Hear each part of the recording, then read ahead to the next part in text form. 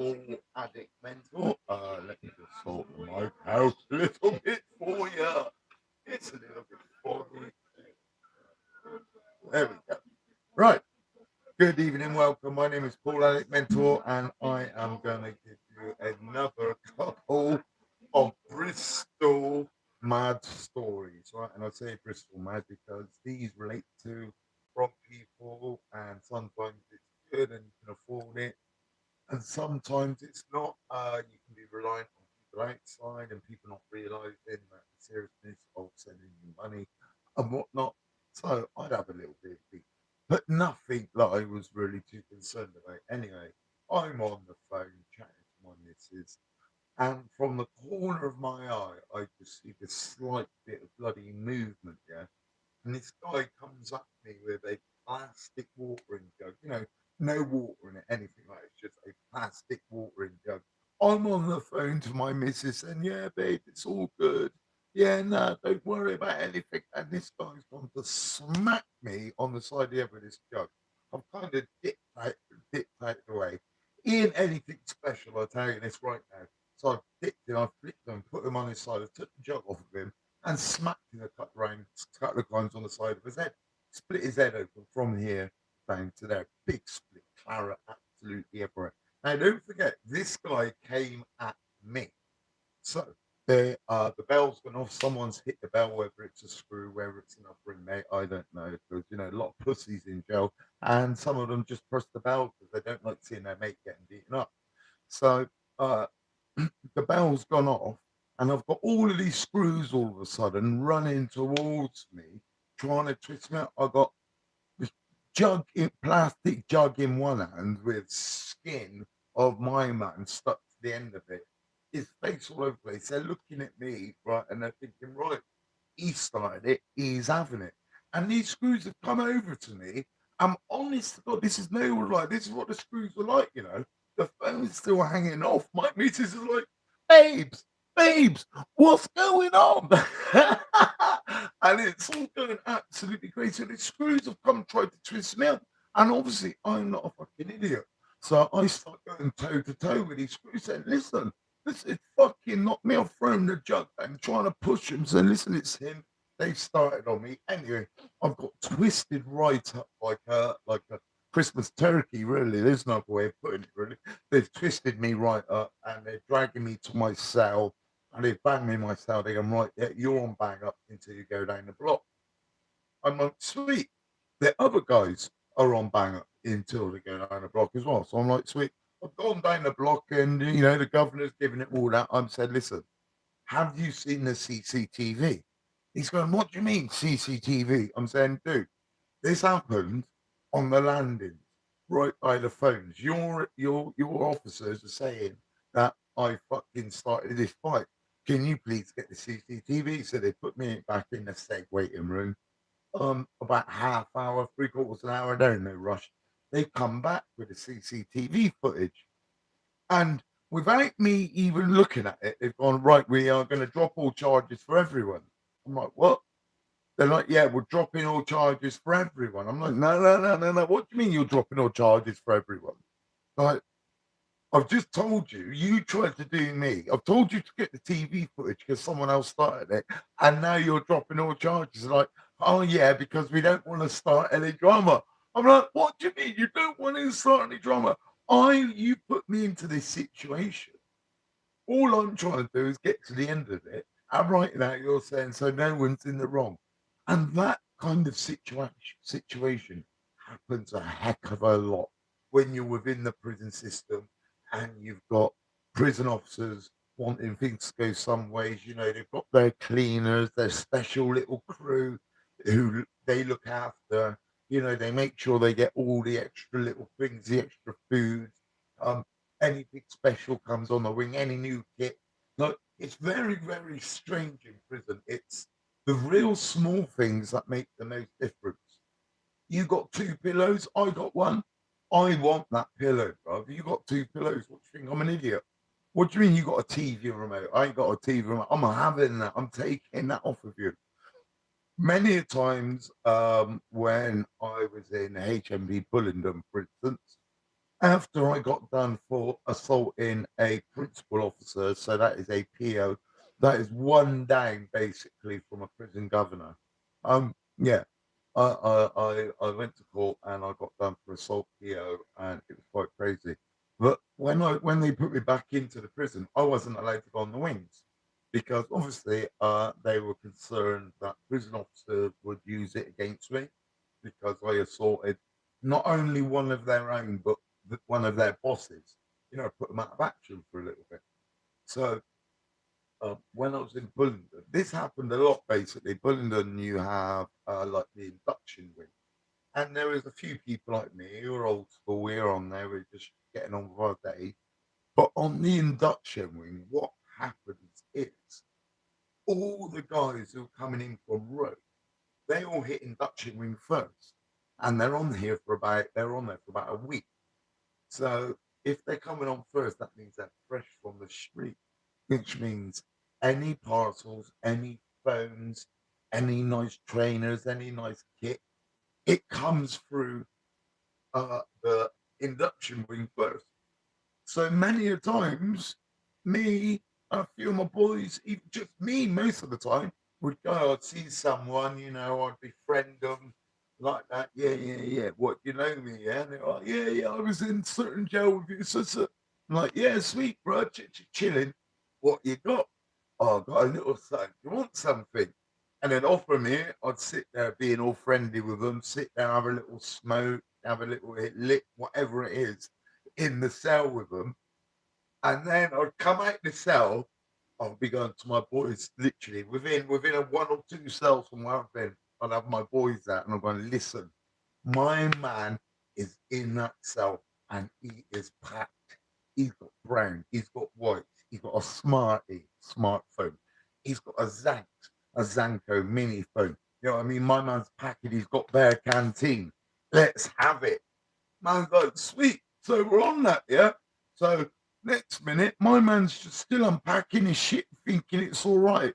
And then he's got like 3 or 4 real man coming into the cell going, right, it's your time of day, my son. And we're having it. So we go in there, and me straight up, I say, listen, bro, I know what you got. You either give it up to me or we're going to town with you. Now, you may recognize that as a street robbery or just a normal everyday robbery. And that's what happens in prison all the time. You go into a man's cell who's got what you haven't got, and you're like, mate, I'm having that. And that day we walked out of that cell with a smartphone, a quarter of heroin, it was about just under an 8 ball of crack, bare canteen, everything. The man was loaded. He was loaded. It wasn't even his. He'd come in, he'd done recall for someone, and he was bringing it in for someone. But we used to take it. And many people would go, raw, man, that shit's brutal. But guess what? That is prison life. Prison life is brutal. If you think going to jail is an easy fix, it's not, because you can be the man out here in reality, in the community. But when you go to prison, do you know what you are? You're yourself in jail, having to back yourself. It's scary. It's not easy. Every day you have to open your cell door and think, have I pissed anyone off?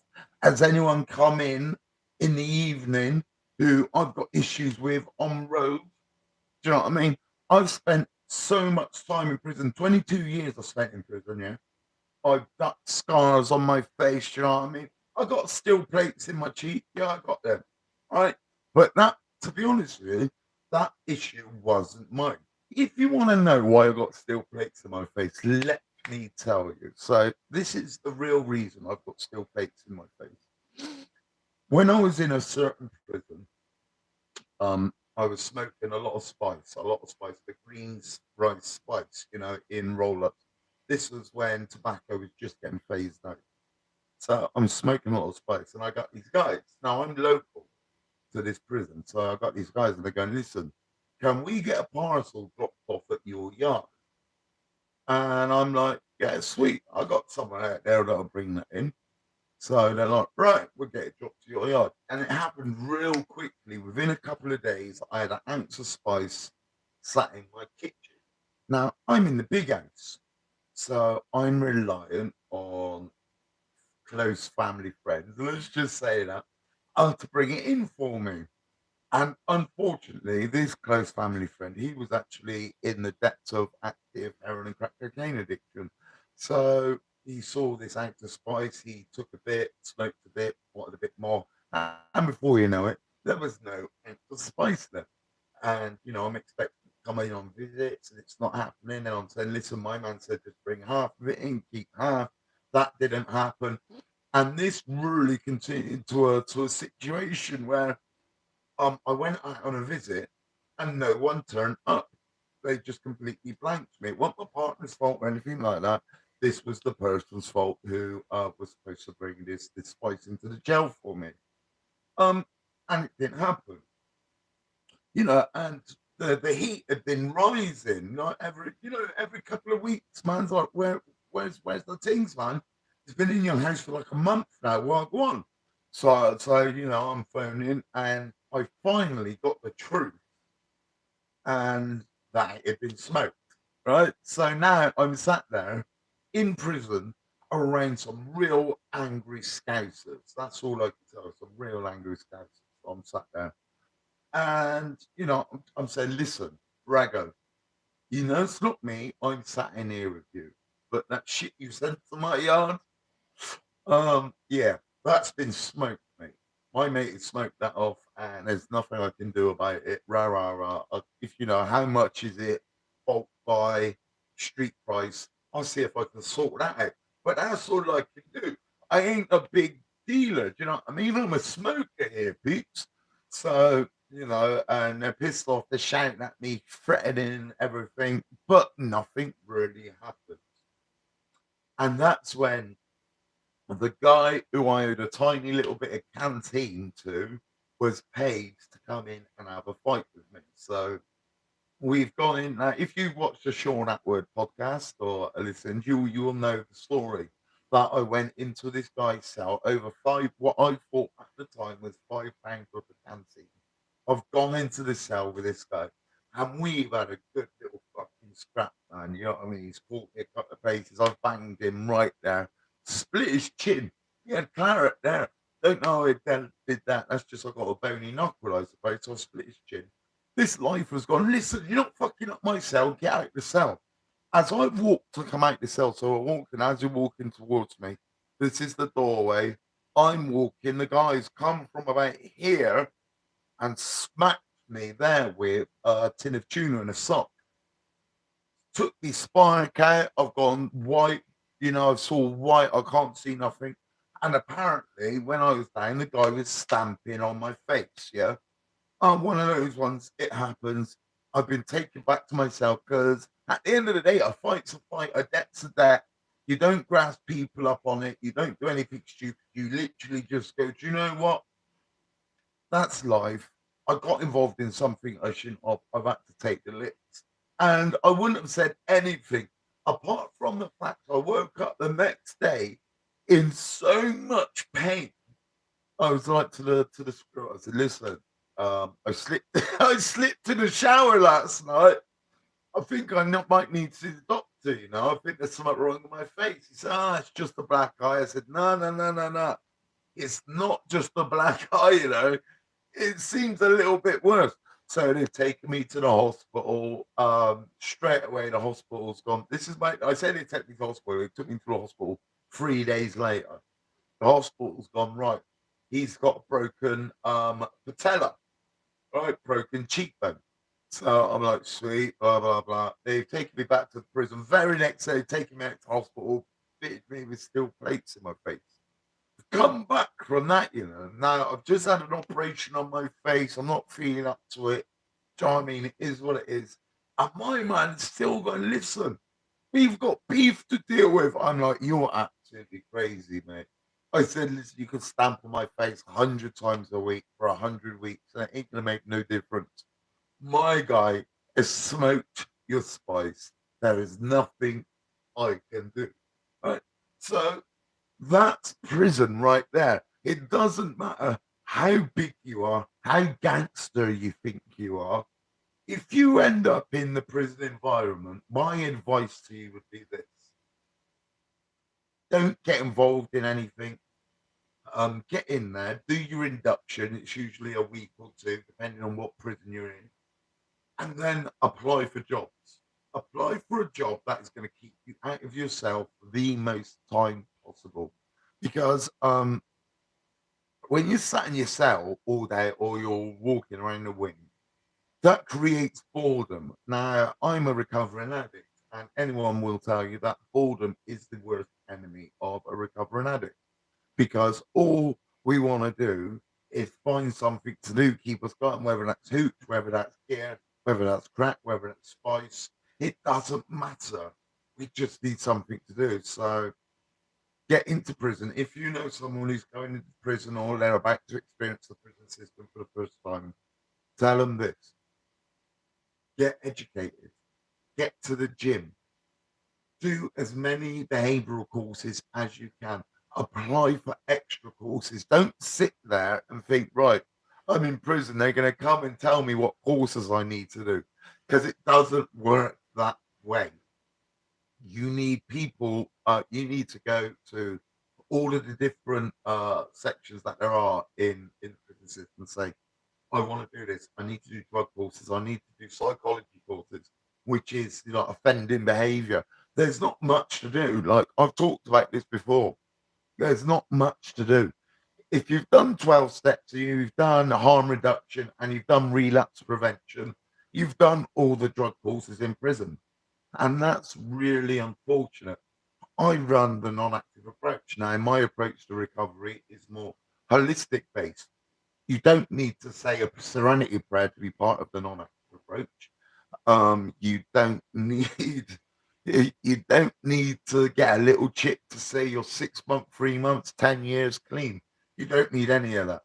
But what I will offer you is a basis of the best recovery program you're going to find. We will help you find a job.